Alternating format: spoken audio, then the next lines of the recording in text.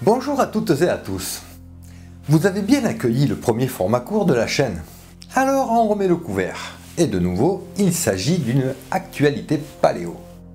Mais avant d'entrer dans le vif du sujet, à tous ceux qui m'ont demandé une page au Utip, c'est chose faite. Bien entendu, le lien est en description. Bien, ceci étant, aujourd'hui, dans ce format court, nous allons nous intéresser à un cousin du célèbre T-Rex. Nous allons parler de UMNHVP23348. Bref, Dynamo Terror.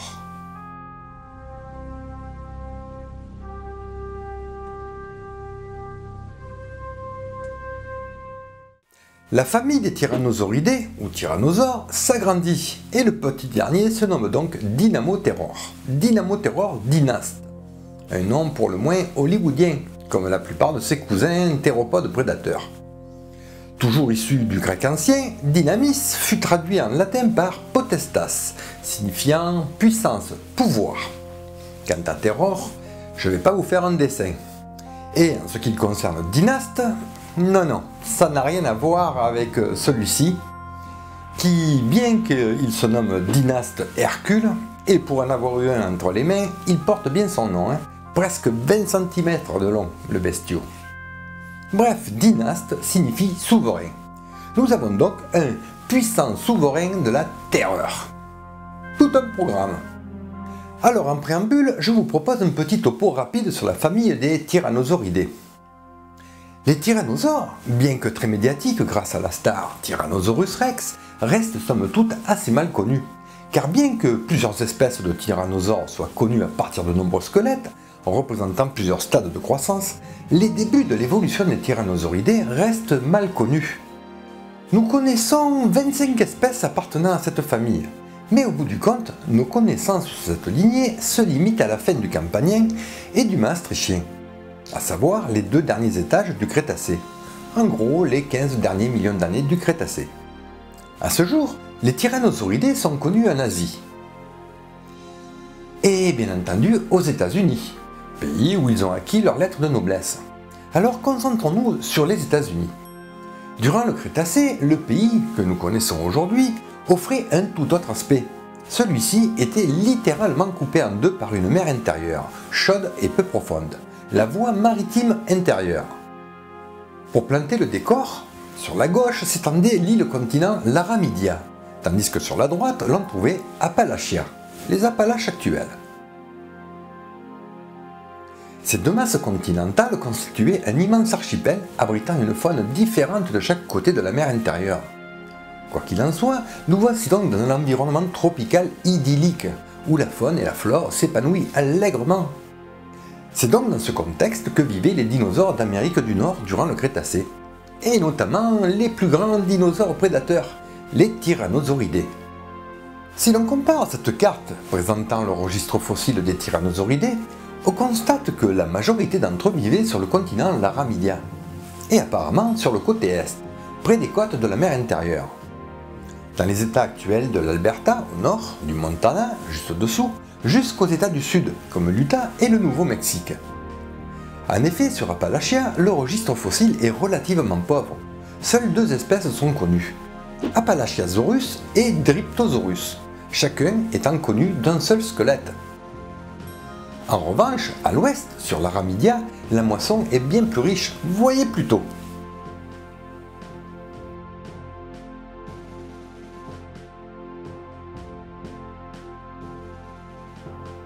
Et ma petite liste n'est certainement pas exhaustive. Je vous disais récemment que d'après nos connaissances actuelles, nous connaissons surtout les tyrannosauridés du Maastrichtien et de la fin du Campanien. En effet, le seul spécimen connu datant du Campanien inférieur est le Litronax argestes, lui aussi découvert assez récemment. Aussi, la découverte du fameux Dynamo Terror est une véritable chance car celui-ci est daté de 80 millions d'années et vivait donc au Campanien inférieur, faisant de lui, avec le Litronax de l'Utah, un des plus vieux spécimens de tyrannosaures. Cela confirme qu'au Campanien inférieur, cette lignée de dinosaures était déjà diversifiée. Et ce nouveau venu apporte de nouvelles données supplémentaires sur la morphologie et la diversité des tyrannosaures anciens de l'Aramidia. En somme, une brique de connaissances supplémentaires sur les tyrannosaures. Dynamo Terror fut découvert en 2012, au cours d'une expédition dirigée par le paléontologue Andrew McDonald, dans la formation de Menifee, dans le bassin de San Juan, au Nouveau-Mexique. C'est un volontaire nommé Eric Gutierrez et son collègue Brian Watkins qui découvrirent les premiers des os fragmentés. Mais n'allez pas croire qu'il s'agit d'un fossile exceptionnel, phénoménal, comme pourrait nous le présenter Hollywood. Loin de là. Pour le commun des mortels que nous sommes, c'est un tas de cailloux. Mais pour un professionnel, c'est une autre histoire. Ce tas de cailloux a bien des choses à raconter. En effet, il s'agit de quelques os des pattes, métacarpiens, phalanges, quelques morceaux du crâne, les frontaux, ainsi que d'autres petits morceaux du squelette. Bien que les fragments d'os soient dans un triste état, après des années d'un travail laborieux, les chercheurs ont fini par les réassembler, ce qui a permis de révéler l'identité du fossile comme étant un tyrannosauridé, jusqu'alors inconnu. Et pour être encore plus précis, il s'agit exactement d'un tyrannosauridé, une sous-famille des tyrannosauridés, tout comme T-Rex. Dynamo Terror n'étant relié à aucun genre connu, il devient lui-même l'holotype d'un nouveau genre, et bien entendu d'une nouvelle espèce. Et en plus de nous apporter une vision plus large sur la famille des tyrannosaures, cette découverte appuie donc l'hypothèse que cette lignée est apparue bien plus tôt qu'on ne le pensait. Question morphologie, sans être aussi énorme que le roi des lézards tyrans, il lui ressemble. C'est ce que suggèrent les os frontaux de l'animal. Un animal tout de même imposant. Les chercheurs estiment sa taille à l'entour de 9 mètres. Quand même. Par ailleurs, cet animal est important aux yeux des scientifiques car il provient d'une région, la formation de Menifee, ayant livré très peu de fossiles nommés. Et dernièrement, en plus de Dynamo Terror, a été découvert un nodosaure, un dinosaure blindé nommé Invictarx zephiri, ce qui laisse présager de futures découvertes.